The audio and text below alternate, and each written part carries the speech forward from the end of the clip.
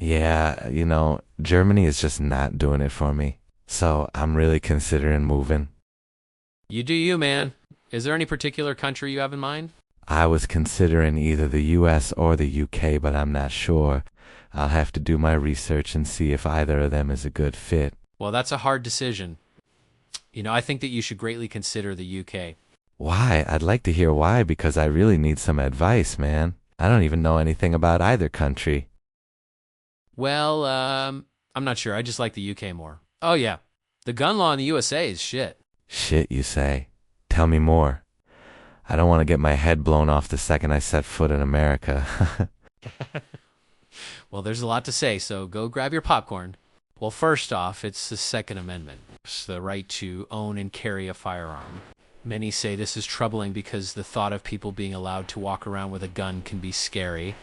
There's a lot of argument about this, as some mean that it makes them feel safe, considering they would be protected if something bad were to happen.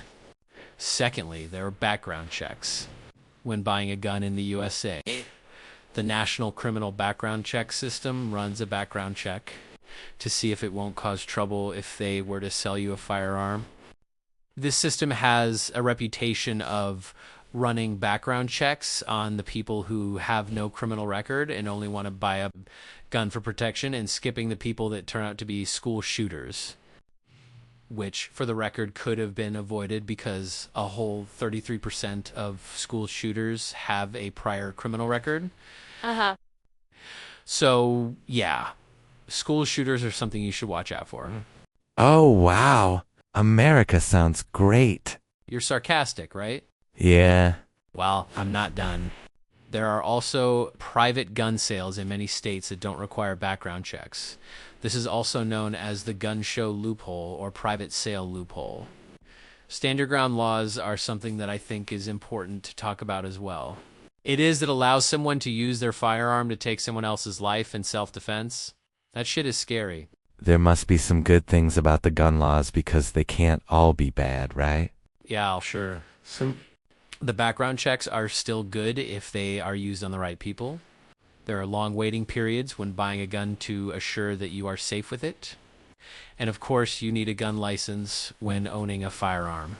They also have red flag laws that allow your firearm to be taken away if you are deemed unsafe for yourself and others while owning said gun. This is all a lot, but thanks for telling me. Are there similar laws in the UK?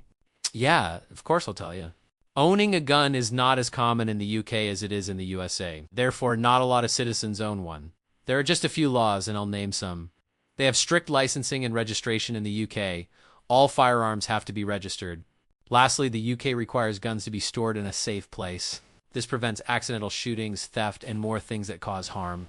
There are, of course, other factors that help paint the picture of why the UK is better, in my opinion, such as politics, healthcare laws, and LGBTQ+ rights. But I won't bore you with the rest. Thank you so much for helping me understand better.